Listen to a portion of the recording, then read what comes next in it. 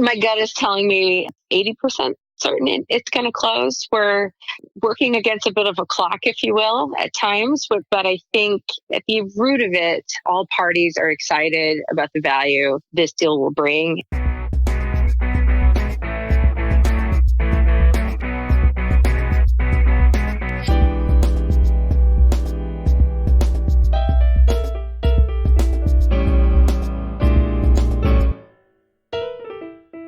Hello, everyone. Welcome back to Cashing Out, brought to you each week by Hoban Law. And with me today is my co-host, Dena Jalbert from Align Business Advisory Services. Hey, Dena.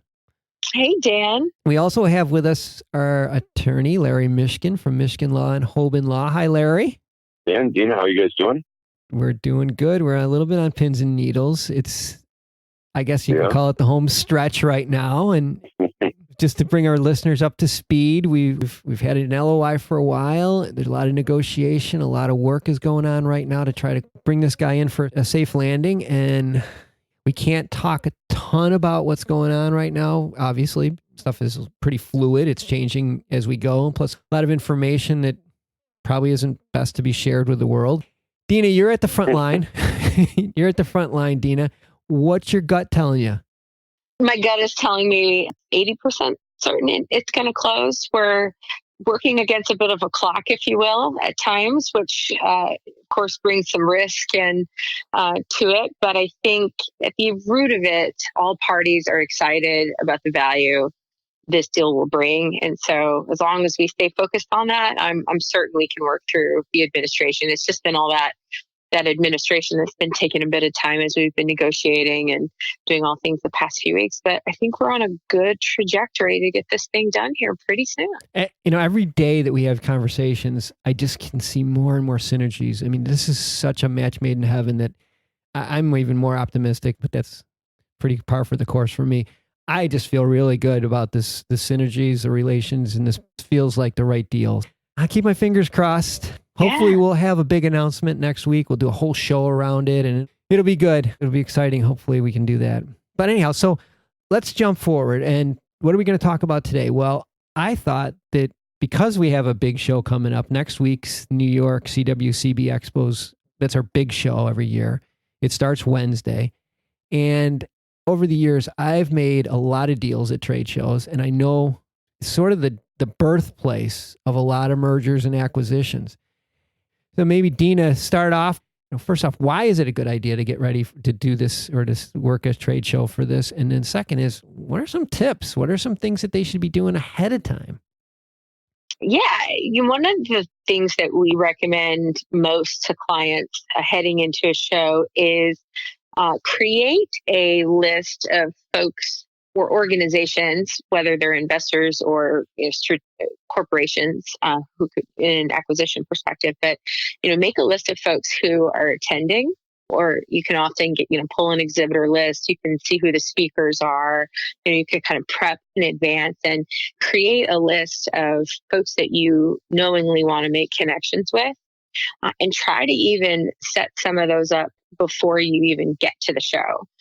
We've had a lot of clients who will go to a show and just kind of wander aimlessly amongst the group and hope to make those connections organically. And you will; those will come, especially through some of the social events. But in the interest of time, if you're only there for a couple of days, know who you want to reach out to and go ahead and do it. I even did that for a client once. I went sat in a panel specifically so that the individual giving their speech at the time, once they were done, I immediately approached them afterward and made a connection, and we've actually done 2 deals since then. So be prepared, know who's there, and go and approach them. On the flip side, if you have the budget and you're able to, try and exhibit if you can, if you've got a product or a service, because it creates awareness, not only for investors who you want to target and talk to, but for the broader market, because that always helps drive value as well. So those are the 2 tips that we tend to give out to clients who are headed to shows. Sometimes it's about just being in the proximity of somebody that you need to talk to. And if you know ahead of time who that person is, it makes it easier to find yourself in the same place as they are.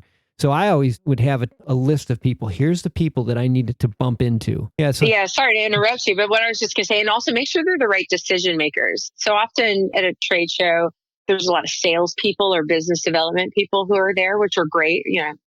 Connections are connections. But if you're looking for M&A activity, or if you're raising money and you're looking for private investors, you're not going to find them, at a booth. And so you're exactly right, Dan.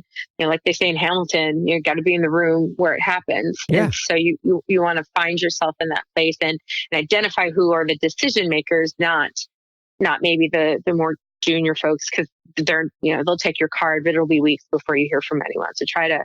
Yeah, especially when you're looking at getting acquired or selling or maybe acquiring somebody, it's usually the principal, the owner. And the best part about a trade show is that competitors are all there and you're on a neutral ground. So when you bump into, hey, how's it going? Yeah, why don't we should grab a coffee or we should grab lunch, and just real casual. There's nothing to be gained by saying, oh, there's my competitor, I got to stay away from him. It's the week you want to cozy up to that person because they could be the person that wants to buy you at some point.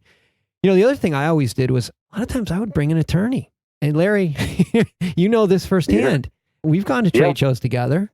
Yes, we have. Yeah. And we've had meetings at trade shows. And people come to trade shows with two things in mind. They either want to meet people or they know people and they want to do deals. That's where the trade show industry has gotten to these days. You have everybody all gathered in one location. So it's a perfect time, to sit down. You can have face-to-face meetings with people on the other side. Principals can go talk if they want. The attorneys are in the same room and can compare documents. So it really lends itself very nicely in that regard. The downside, some people say, is, but if you get stuck, trying to sign up a big, huge deal, you could spend, 3 days up in your hotel suite, to which my response is, hey, if it's a good deal, well, there's nothing wrong with that. Exactly. And like you said, 3 days, shoot, if I could pull a deal from start to finish in 3 days, think how much money you save and how much time you save. Normally there's just, we're seeing it right now with this deal. It's just, this person's here, this person's there. When you're coordinating everything, when you're at a trade show, everything happens at warp speed. All deals, like you move so quickly, and especially if you have your team there that can work together. And that's one of the reasons why I got into trade shows, because I love the deal flow at trade shows. Dena, any other thoughts before we move on? Yeah, no, it's also, from an investor's perspective, trade shows are a great way to keep up with, where the industry is shifting and changing and what new companies are out there. And it's a great way to do it in one, fell swoop. So investors, to Larry's point, are there seeking opportunities. Oftentimes folks will say to us, well, are there really people there looking? No, they really are there, searching for the next new opportunity. And so for the owners of those businesses to be present and be aware of that, I think is key, so that you don't, miss an opportunity. Because oftentimes they'll think, we're just there to do business development, as in sales, which of course is a natural want and desire. But especially at a show like, CWCBE, which is very business to business focused, it's a very good environment for M&A or for capital fundraising. I think you're right. I used to tell my team, everyone would have to show me what their objectives were before they got to before we got to the show. Here's the 10 things that I want to accomplish at the show. Here's the 5 people, and these 5 people I want to talk to. I want to hold myself to those same standards. When I go to a show, you're spending a lot of money to be there. You want to make sure that you leave there accomplishing at least one objective, whatever it is. I want to meet this person. So I spend the whole day finding this person. Sometimes that could be a game changer. Yeah. So you're right. You have to be able to follow those leads wherever they are, whenever you have the opportunity to do it. Yeah, because when is the next time you're going to be in the same building as that person? That's right. Because once you hit the conference, stuff is flying fast and furious, and you're getting pulled in 12 different directions. And if you don't have something to kind of anchor you to, making sure you get in to see these people, before you know it, everybody's packing up to go home. And now you're really scrambling to try and, just at least say hi to them instead of, really accomplishing what you want to accomplish. That's a good point. And there's also, I call show fatigue. By day 3, if you're there for the whole thing, some folks are just tired, right? They're tired. And it's not that they're not interested. It's just, if that's when you hit them, if that's when you happen to come across them, it's going to be hard to have a meaningful conversation, because it's just, you've had a long week. Yeah. And it's just, and on the flip side of that, the very first few hours, people are so amped up. It's like somewhere in between the very beginning and the very end. Anyhow, glad we had a chance to talk about this. And I think the timing is perfect because we have, this big trade show coming up in New York and then a couple more coming up before the summer. So, now's the time to put your plan together.